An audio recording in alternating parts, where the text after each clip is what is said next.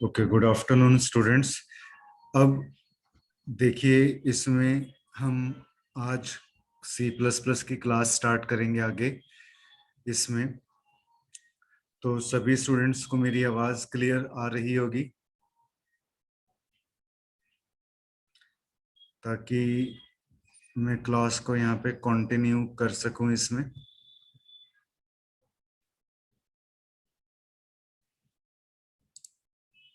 Okay,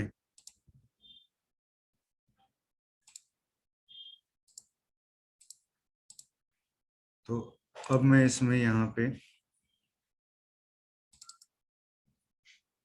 C plus plus के अंदर आज मैं कुछ इम्पोर्टेंट प्रोग्राम्स आपको बताऊंगा, जिसमें सबसे ज़्यादा एक इम्पोर्टेंट प्रोग्राम आ जाता है एरे के अंदर। एरे के अंदर जो इम्पोर्टेंट प्रोग्राम आ जाता है, program to find transpose of given matrix. ठीक है, ट्रांसपोज का मतलब क्या होता है कि रो को कॉलम में कन्वर्ट करना और कॉलम को रो के अंदर कन्वर्ट करना, तो उसको हम क्या बोलते हैं? ट्रांसपोज बोलते हैं। अब यहाँ पे इसमें हम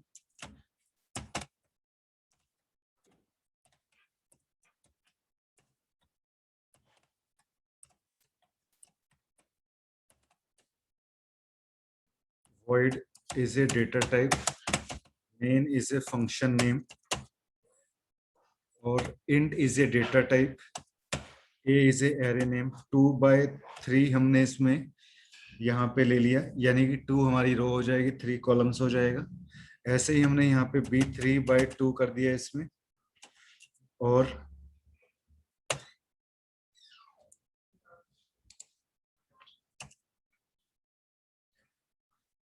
यहाँ पे इंट i, j लिया हमने।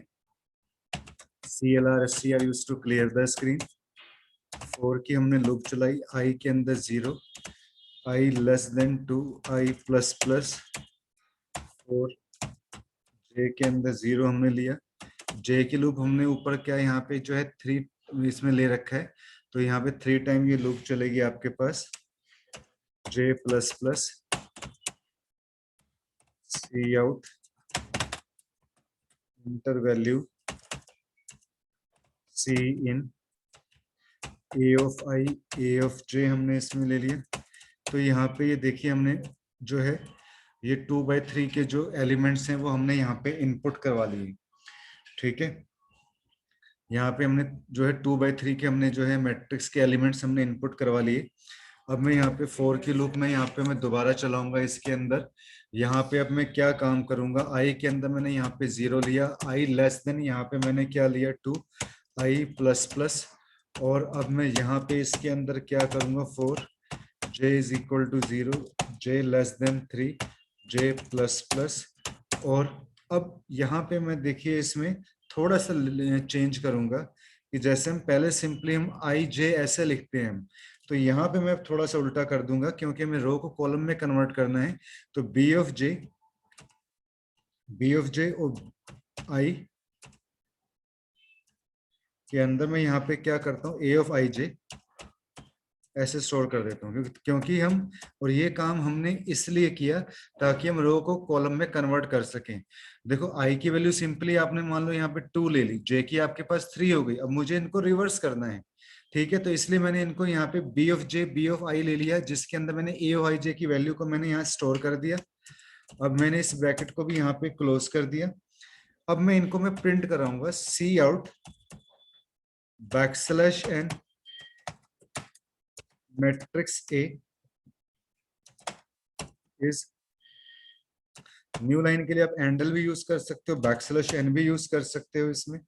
4 की लूप चलाई, i is equal to 0, i less than 2, i plus plus, फिर हमने यहाँ पे लिया 4, j is equal to 0, j less than 3, j plus plus, C out.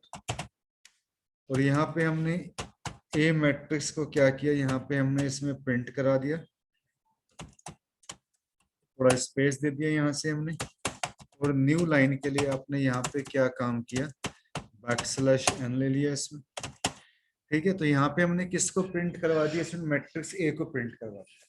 अब हम क्या काम करेंगे इस प्रोग्राम के अंदर, किसको हम प्रिंट करवाएंगे, बी मैट्रिक्स को हम प्रिंट करवाएंगे। तो सी आउट बैकस्लैश n, जब प्रोग्राम का रिजल्ट आएगा तो आपको क्लियर हो जाएगा matrix B is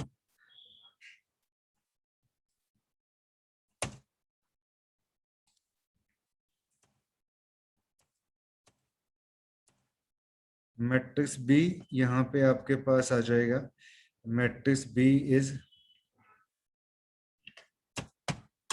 backslash n। फिर यहाँ पे हम 4 की लूप अगेन हम चलाएंगे, 4 i is equal to 0, i less than 3, i plus plus 4, j is equal to 0, j less than 2, j plus plus. यहाँ पे हमने सी आउट आई और j को हमने यहाँ पे प्रिंट कर दिया, सी आउट एक्सलेशन, यहाँ पे हमने गेट सी एच को कर दिया। ठीक है, अब इस प्रोग्राम को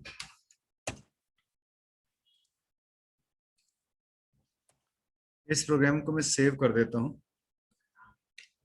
यहाँ पे मैंने इसका नाम दे दिया ट्रांस। अब मैं यहाँ से इस प्रोग्राम को रन करवाता हूँ।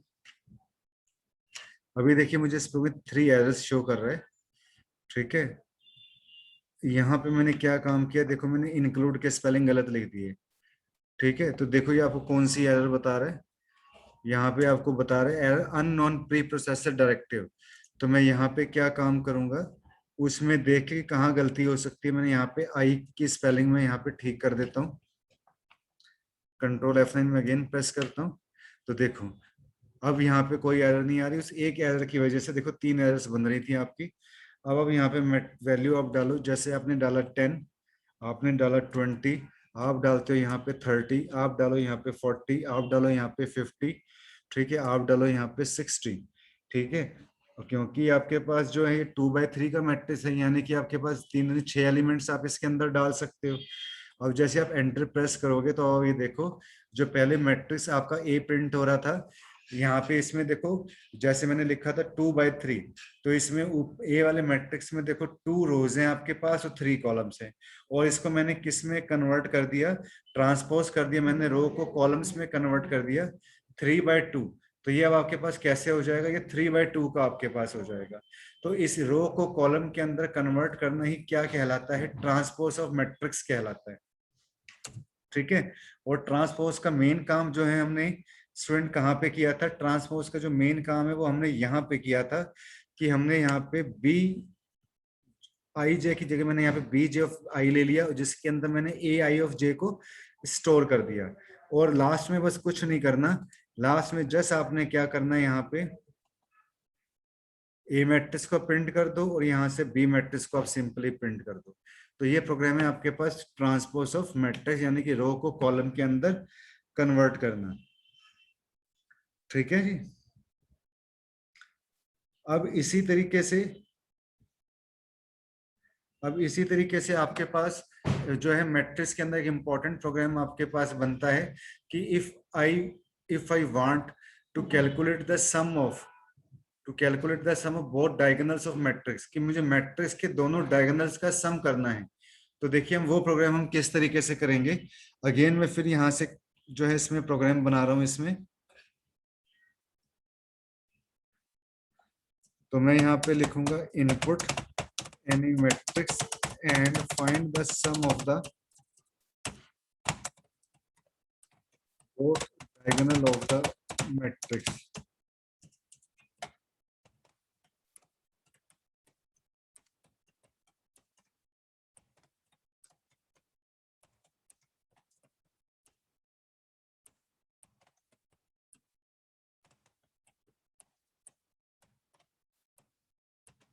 जैसे हमने यहाँ 3/3 ले लिया, आई कोमा जे कोमा, यहाँ पे हमने सम इज इक्वल टू 0, एक हम ले लेते हैं sum 1 is equal to 0,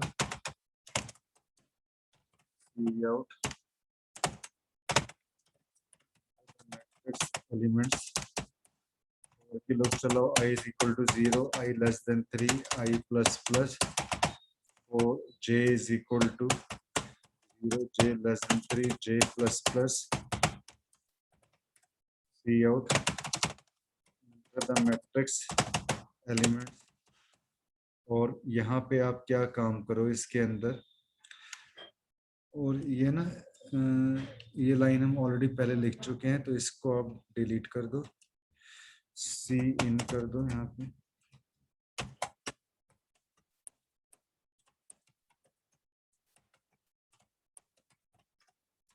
C out, यहाँ पे matrix 3/3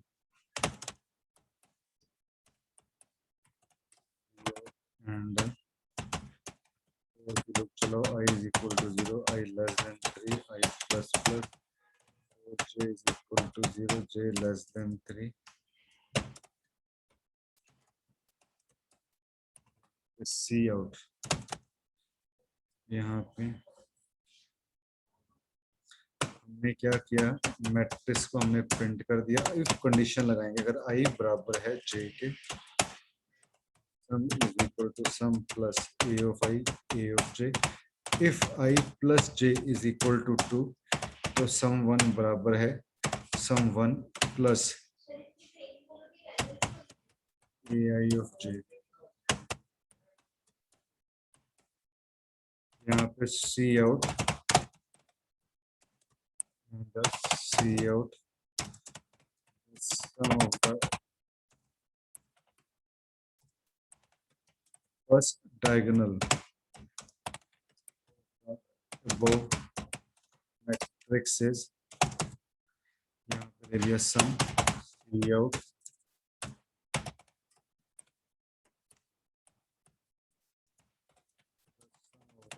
second diagonal of the matrices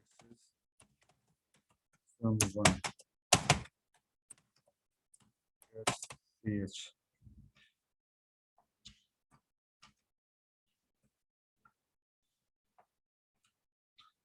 इसको मैं यहाँ से सेव कर देता हूँ, डाइगो 1, कंट्रोल F9 में प्रेस करता हूँ यहाँ पे, तो देखिए अभी 2 एरर्स शो कर रहा है इसमें। यहाँ पे मैंने देखो इसमें यहाँ पे 2 सेमीकोलंस मैंने यहाँ पे डाल दिए, तो मैं इसको हटा देता हूँ यहाँ से।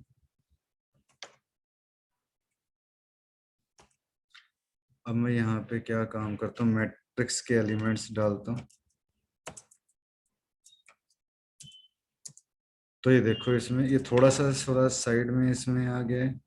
एक काम करो, यहाँ पे जहाँ पे हमने इसको प्रिंट किया है,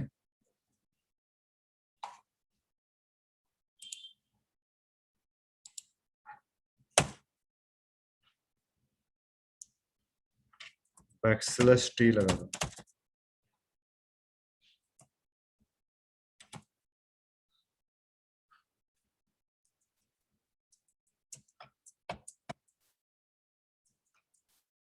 तो देखो आपके पास फर्स्ट डायगोनल का जो सम आपके पास आ रहा है 11 आ रहा है, तो इसमें फर्स्ट डायगोनल देखना कैसे है, जैसे आपके पास 3 और 2 5, 3 और 2 5 डायगोनल में देखना है आपने, 3 और 2 5 और 6 कितना हो जाएगा, 11 हो जाएगा। और सेकंड जो आपके पास डायगोनल आपके पास आ रहा है 8 और 3 11, 11 और एक कितना हो जाएगा आपके पास यहाँ पे 12 हो जाएगा। ठीक है, तो ये आपके पास इसमें डायगोनल्स का जो है इसके अंदर सम आ जाएगा आपके पास। ठीक है जी, स्टूडेंट्स को ये क्लियर हुआ?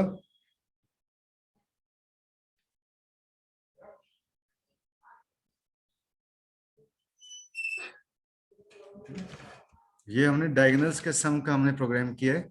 पहले जो इसमें हमने कंडीशंस लगाई है वो लगाई है if I is equal to J. अब ये देखो इसमें आपके पास किस तरीके से जो हम इसको हम डिनोट करेंगे, देखो आपके पास मैं यहाँ पे नोटपैड के अंदर में इसमें आपको बता रहा हूँ। यहाँ पे आपने जैसे लिखा 0,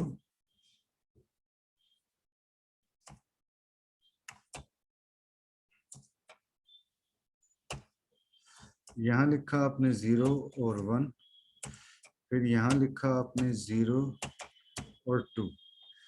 इसी तरीके से फिर हम यहाँ पे क्या काम करेंगे, इसके अंदर यहाँ पे आपके पास हो जाएगा इसके अंदर 1, यहाँ 0, फिर यहाँ पे हो जाएगा 1, यहाँ पे आपके पास जो आपका जो स्क्वायर मैट्रिक्स होता है ना, मैं उसके बारे में आपको बता रहा हूँ।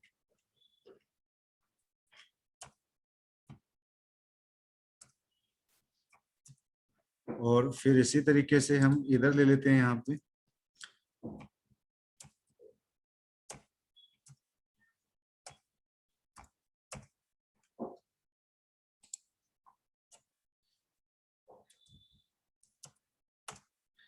यहाँ पे भी हमने ये कर दिया और यहाँ पे हमने ये कर दिया।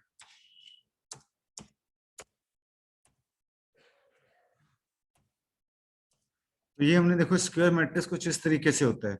अब इधर देखो आपने यहाँ पे साइड में देखो, जो मैंने यहाँ पे ये वाली कंडीशन लगा रखी है कि आई बराबर है जे के, ठीक है, जो पहले डायगोनल का सम आ रहा है आई बराबर है जे के।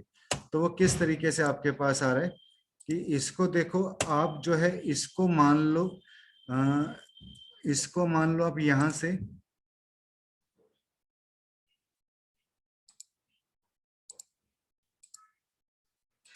देखो इसको आप मान लो यहाँ पे आई और ये क्या कहलाएगा आपका जे,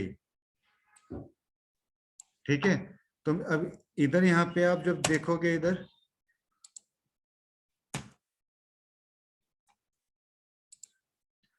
तो यहाँ पे ये देखो आई और जे बराबर है, आई की वैल्यू 0 है, जे की वैल्यू 0 है।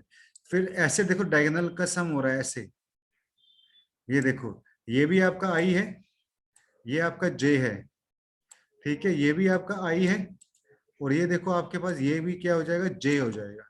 तो यहाँ पे देखो ये डायगोनल का सम, एक पहले डायगोनल सम ऐसे हो रहा है कि आई बराबर है जे के, ये बराबर है। फिर देखो यहाँ पे 1 बराबर है, ये देखो ये भी आई जे बराबर है, यहाँ पे ये जे बराबर है। तो देखो ये फर्स्ट डायगोनल का आपके पास सम हो गया। और सेकंड डायगोनल का सम कैसे हुआ कि यहाँ पे देखो आपके पास क्या है सेकंड डायमेंशनल में, जैसे अगर मैं सी के प्रोग्राम की तरफ चलता हूँ मैं यहाँ से, तो देखो इसमें ये क्या बताता है, मैंने इसमें क्या कंडीशन लगाई है, if I plus J is equal to 2, I plus J बराबर है 2 के। तो ये देखो ये किस तरीके से होगा आपके पास यहाँ पे, तो मैं आपको बताऊंगा इसमें ये किस तरीके से आपके पास यहाँ पे काम करेगा। यहाँ पे ये देखो इधर ऐसे ये डायगोनल का सम इस तरीके से हो रहा है 2 प्लस 0, तो देखो यहाँ पे कितना होगा, आई प्लस जे बराबर कितना आ रहा है यहाँ पे 2, ये 2 के बराबर हो रहा है। यहाँ पे भी देखो 1 प्लस 1 2 के बराबर हो रहा है, यहाँ पे 0 प्लस 2 2 के बराबर हो रहा है। तो ये इस तरीके से आपका डायगोनल का सम हो जाएगा, ये सेकंड डायगोनल का सम हो जाएगा आपके पास, ठीक है।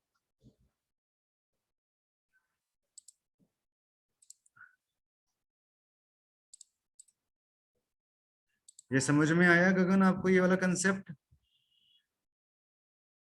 ये डायगोनल का कंसेप्ट समझ में आया गगन इसमें।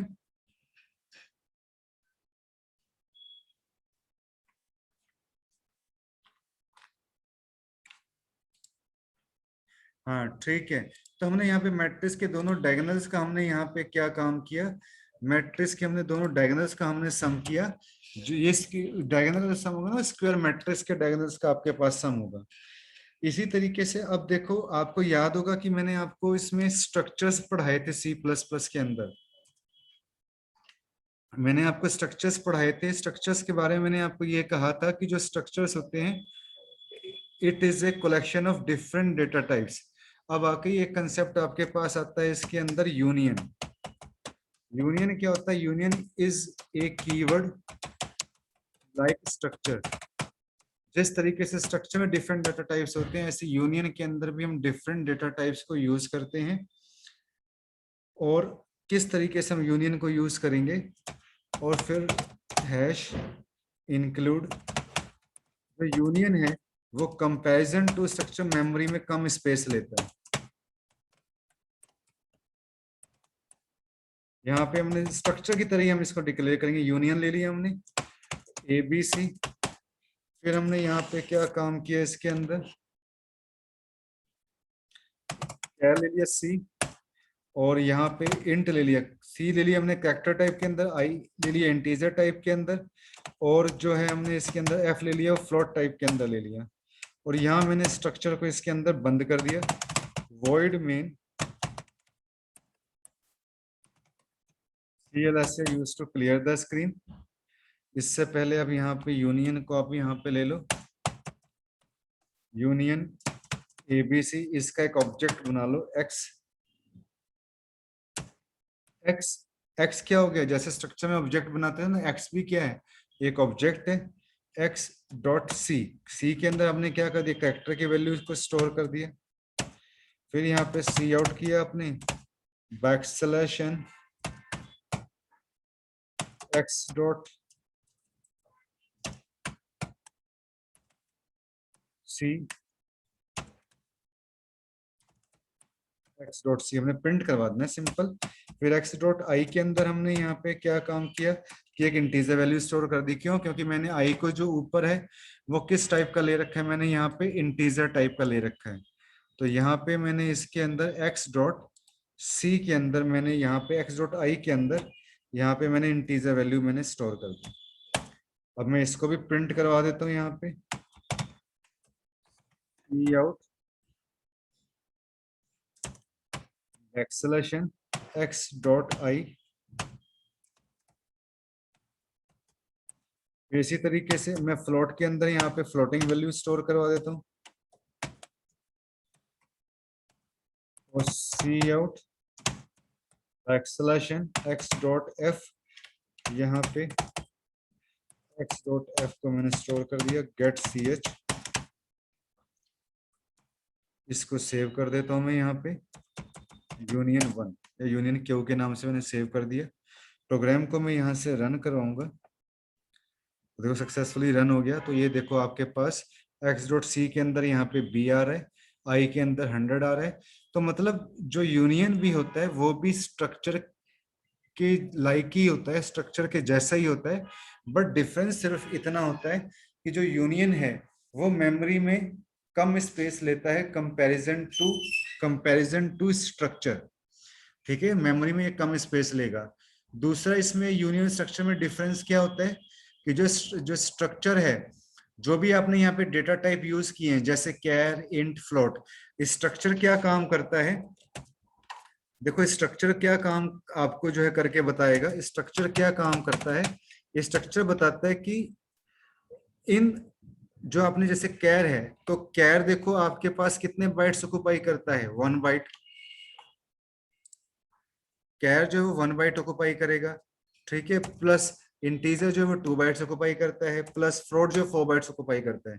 तो स्ट्रक्चर क्या करता है कि जो ये आपने डेटा टाइप यूज किए है ना, कैर इंट फ्लोट, इनका टोटल साइज होता है वो बताता है, यानी कि कितना साइज बताएगा 7। जबकि यूनियन क्या काम करता है, यूनियन ये बताता है कि किस डेटा टाइप का साइज सबसे ज्यादा है, जैसे कैर का ज्यादा है, इंट का ज्यादा है या फ्लोट का ज्यादा है। तो यूनियन ये बताएगा। अब इसमें क्या कि फ्लोट का डाटा टाइप का साइज सबसे ज्यादा है, तो ये बताएगा किस डेटा टाइप का साइज सबसे ज्यादा है। तो ये स्ट्रक्चर यूनियन में डिफरेंस होता है। आई रिपीट कि what is the difference between structure and union. सबसे पहला डिफरेंस तो ये है कि जो स्ट्रक्चर है, वो जो यूनियन है वो कंपैरिजन टू स्ट्रक्चर मेमोरी में कम स्पेस लेता है। सेकंड डिफरेंस इसके अंदर ये आता है, सेकंड डिफरेंस इसके अंदर ये आपके पास आता है कि जो स्ट्रक्चर है उसमें डेटा टाइप का टोटल साइज बताता है, और जो यूनियन है, जो भी आपने डेटा टाइप यूज किए हैं यूनियन के अंदर, उनमें से किस डेटा टाइप का साइज सबसे ज्यादा है वो ये यूनियन बताता है। ठीक है, बट होता ये स्ट्रक्चर की तरह ही है। तो ये भी एक छोटा सा लिटिल कंसेप्ट था जो इसके अंदर आपको जो है मालूम होना चाहिए।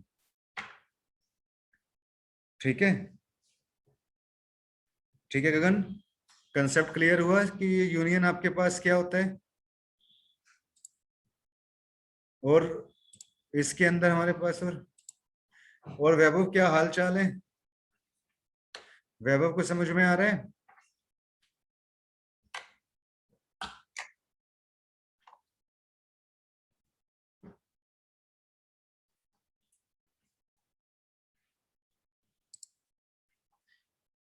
हाँ जी सर, वाह जी वाह। मैं क्लास में होता था वैभव ने तो हाथ खड़ा कर देना था। हैं, अब यहाँ पे ऑफलाइन क्लास के अंदर ये है कि बस चलो जी अब इसके अंदर ना जो क्या कहते हैं गगन, इसके अंदर सी प्लस प्लस के अंदर हमारा जो बेसिक्स वाला काम है ना, लगभग वो मैंने आपको खत्म करवा दिया। यानी कि जो बेसिक में आपके जो सी प्लस प्लस में टॉपिक्स आते थे मेनली, जैसे स्ट्रक्चर्स हो गया, ये यूनियन हो गया, एरेज हो गए आपके पास, ठीक है, स्ट्रिंग्स हो गए आपके पास, फंक्शंस भी मैंने देखो आपको कवर करवा दिए, नेस्टेड लूप का कंसेप्ट मैंने आपको कवर करवाया, लूप्स, सिंपल लूप्स में तीनों लूप्स में भी जो है वो मैंने आपको इसके अंदर मैंने यहाँ पे आपको बता दी है, ठीक है कि नहीं। ये मैंने सारा कंसेप्ट कवर करवा दिया। अगले हफ्ते से जो सी प्लस प्लस का जो मेन हमारा काम होता है ना, जो आपके पास क्या कहते हैं उससे रिलेटेड, ऊप्स से रिलेटेड, तो वो कंसेप्ट हम जो है उसके अंदर अगले हफ्ते से हम इसमें स्टार्ट करेंगे, ठीक है। अब कल तो संडे रहेगा, कल हमारी क्लास जो है ऑनलाइन वाली, ये वाली क्लास हमारी नहीं लगेगी, ठीक है। आप जो है इसमें इसमें अच्छी तरीके से आप यहां तक इसको पढ़ो, स्ट्रक्चर को पढ़ो, समझो, मेरे वाले प्रोग्राम्स आप करके देखो, जितने मैं प्रोग्राम्स करवा रहा हूँ ना सारे सफिशिएंट प्रोग्राम्स हैं, सारे इंपॉर्टेंट प्रोग्राम्स हैं, ठीक है। एक दिन मैं और लगाऊंगा तो कुछ और जो इम्पोर्टेंट कंसेप्ट्स हैं मैं उसके प्रोग्राम्स भी मैं देखो आपको जो है मंडे को मैं और कवर कराऊंगा, मतलब आराम आराम से हम चलेंगे, अच्छी तैयारी आपकी कवर करवाएंगे, ठीक है कि नहीं। कुछ और इम्पोर्टेंट प्रोग्राम्स हैं बेसिक्स के, जो मैं आपको क्या कहते हैं मंडे को मैं आपको बताऊंगा इसके अंदर, ठीक है कि नहीं।